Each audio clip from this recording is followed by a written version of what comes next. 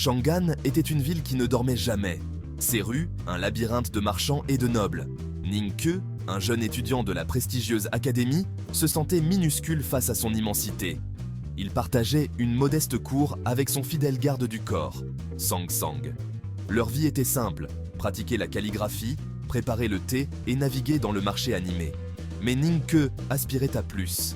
Il rêvait d'aventure, de percer les mystères qui se cachèrent derrière les imposants murs de Chang'an. Qu'en penses-tu, Sang Sang? Comment est ce prince? Est-il vraiment aussi extraordinaire qu'on le dit? Sourit énigmatiquement. L'arrivée du prince Longqing avait enflammé la ville. Tout le monde, du plus humble marchand au plus haut fonctionnaire, semblait captivé. Ning Ke, malgré ses efforts pour rester indifférent, se surprit à penser au prince. Il surprit des bribes de conversation, des récits sur l'intelligence du prince, ses prouesses martiales, son aura presque mythique. Ces histoires, embellies à chaque récit, ne firent qu'attiser la curiosité de Ning Ke. On dit que Longqing possède l'état de connaissance du destin. Il peut voir les fils du destin lui-même. Le pinceau de Ning Ke s'immobilisa. L'état de connaissance du destin. Se pourrait-il que ce soit vrai? L'académie, normalement un sanctuaire pour les activités intellectuelles, était devenue un foyer de rumeurs et de spéculations. Ning Ke se retrouva entraîné dans des débats houleux sur les capacités du prince et sa raison d'être à Chang'an. Certains voyaient l'arrivée de Longqing comme une bénédiction, un signe de la faveur de l'empereur. D'autres murmuraient des motifs plus sombres, des intentions cachées et des luttes de pouvoir au sein de la cour impériale. Il est ici pour consolider le pouvoir. L'empereur est vieux, son emprise sur le trône s'affaiblit. Absurdité, Longqing est un homme de paix. Penses-tu qu'il puisse vraiment voir l'avenir si cet état de connaissance du destin est-il réel? Que ce soit vrai ou non, Ning Ke, une chose est certaine. L'arrivée du prince Longqing va tout changer. Les jours se sont transformés en semaines, l'anticipation à Chang'an atteignant son paroxysme. Enfin, le jour de la grande procession du prince arriva.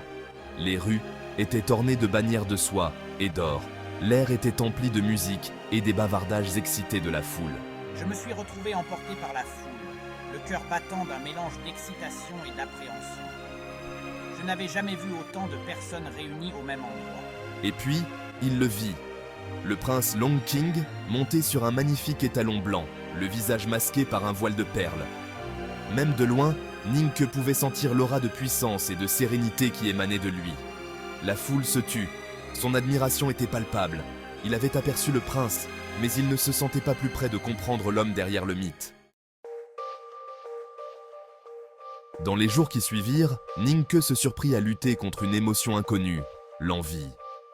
Il enviait la grâce naturelle de Longqing, son aura de destin. Il enviait la façon dont les gens regardèrent le prince, le visage rempli d'admiration et de respect. Je me suis plongé dans mes études, passant des heures à la bibliothèque de l'académie à me pencher sur d'anciens textes. Je pratiquais le maniement de l'épée avec une férocité nouvelle, le choc de l'acier contre l'acier faisant écho à mon tumulte intérieur. Ce n'est pas juste, Sang Sang. Pourquoi est-il si spécial? Sang Sang, comme toujours, écoutait patiemment. Les nouvelles des exploits du prince Longqing se répandirent dans toute Chang'an comme une traînée de poudre. On disait qu'il avait guéri les malades d'un simple contact, qu'il avait négocié un traité de paix entre deux factions en guerre. Chaque histoire ne faisait qu'accroître le sentiment d'inadéquation de Ning Ke. Il commença à s'interroger sur sa propre voie, son propre but. Un après-midi, alors que je m'entraînais avec Situ dans les jardins de l'académie, ma frustration a débordé. Je me suis déchaîné avec mon épée, mes mouvements alimentés par la colère et le ressentiment. Qu'est-ce qui te prend? C'est Longqing.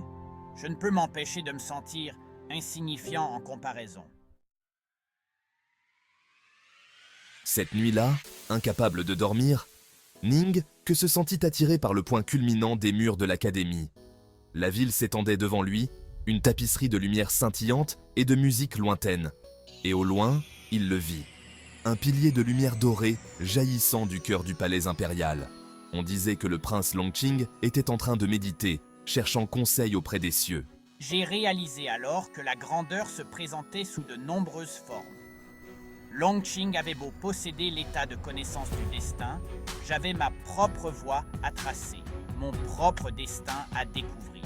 Alors que les premiers rayons de l'aube embrassaient de l'horizon, Ningke tourna le dos à la ville, une nouvelle détermination brûlant dans son cœur. La ville de Chang'an, avec tous ses mystères et ses possibilités, l'attendait.